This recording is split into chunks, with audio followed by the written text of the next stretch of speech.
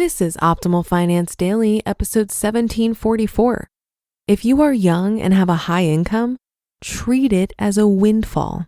By Kevin of financialpanther.com.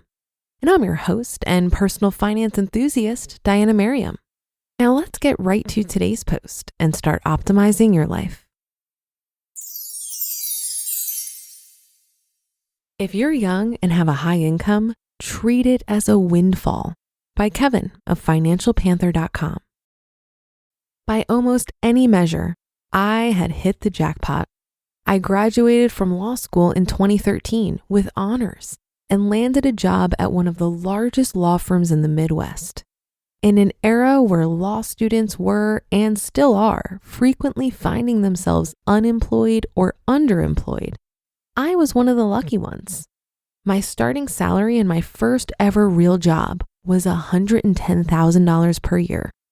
Here I was, a 26-year-old kid making a salary that my middle-class parents had never earned in their entire lives. The most I had ever earned in a year before was about $20,000. According to the Bureau of Labor Statistics, the average salary for 25 to 34-year-olds in the United States is $38,324 a year. I was making nearly 3 times that amount. By my third year at the firm, my salary rose to $125,000 per year. I was a baller. But like almost all new lawyers, or almost anyone entering a high-paying professional field, I also had sizable student loan debt, about $87,000 worth. So what's a newly minted 26-year-old lawyer to do with this type of income? I worked hard to get through law school after all. Don't I deserve to live it up? And that's how many young lawyers do it, or doctors, or dentists, or anyone entering a high-paying field at a young age. The new lawyers around me mostly followed the same sequence of events. Some bought new houses within a year or two of starting work. Those that didn't buy a house lived in the hippest neighborhoods and in the hottest luxury apartments in town, replete with jacuzzis, balconies, and rooftop patios. One young lawyer I knew spent half of his take-home pay on a penthouse apartment. Everyone had student loan debt as far as I was aware, but that was normal for a new young lawyer. When you have this huge income coming in, you'll be fine. Heck, my standard repayment for a 10-year student loan was in the neighborhood of $1,000 per month, about 11% of my starting salary. That's not really all that much when you think about it. Certainly manageable to be able to live well and pay your student loan bill without worry. That's not the way I approached my new job. I didn't want to be the normal young lawyer and take 10 years to pay back my student loans. There was an opportunity to do something great with this newfound income. Most importantly, I knew I didn't want to be stuck in the shackles of the golden handcuffs, forced to stay in a job because of the money. A time will probably come when your job is the worst thing in the world, and I didn't want to be forced to have to stay in a job I hated because I needed the paycheck to keep up my lifestyle. So the way I approached my salary was to treat it as a windfall. I didn't act like I made 6 figures. Instead, I acted like I made normal money for someone my age. I lived in normal apartment buildings and paid average rent for my area. But that didn't mean I was living like a pauper. I still went out to eat, lived in good neighborhoods, and hung out with friends. I just didn't spend like I was making 6 figures. Instead, I spent like I was making a normal income for a 26 or 27-year-old professional. If my closest friends were making less than half of what I was making, then why not just live like I was making that too? I treated the rest of my income as a bonus and used it to pay my loans and get myself more financially settled. Now, 2.5 years later, I'm free from the student loan shackles. And because I was free from student loan debt, I was able to take a new, more satisfying job, making $50,000 less per year without even blinking an eye. If you're young and have a high income, treat it like a windfall. I'm not saying to act as if you don't deserve the income. If you're young and worked hard to get where you are, you absolutely deserve to be paid appropriately. But don't get caught up thinking you're suddenly a big shot because you're in your 20s and making a ton of money. You'll have plenty of time in the future to be a big shot if you want. You don't need to be a big shot yet. Most of your peers aren't big shots. It won't look weird if you live modestly right now.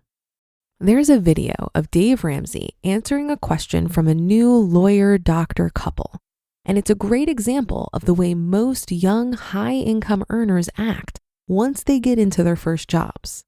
Basically, a young lawyer and doctor couple tells Dave that they have $420,000 in student loan debt and are starting their careers and expect to make $550,000 a year. They want to buy their dream home. Even after being told not to buy the home and instead to live cheap and pay off the loans, you still get the feeling that this couple is going to buy the house because that's what you're supposed to do when you make that much money.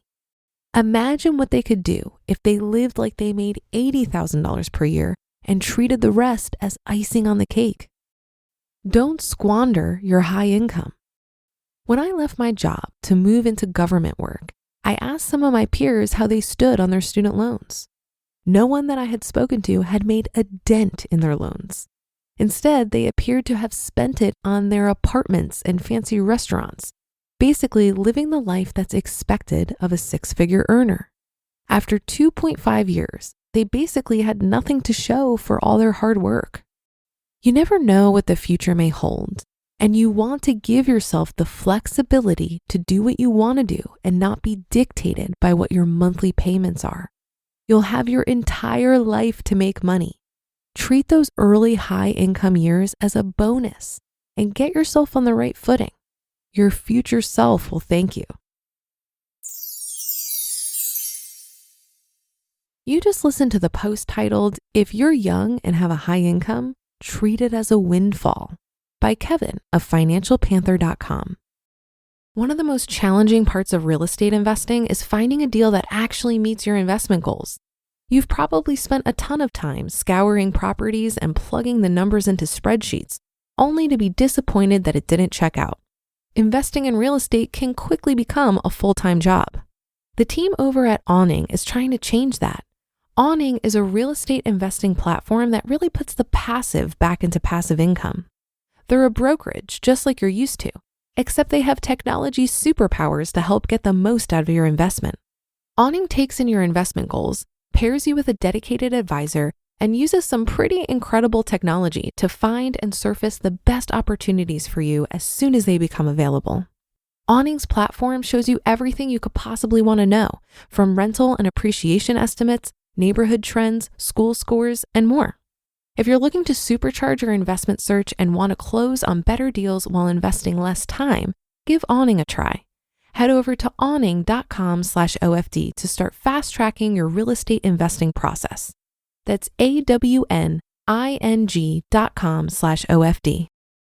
While I'm not a lawyer, I like to say I play one on TV because I spent most of my corporate career negotiating contracts.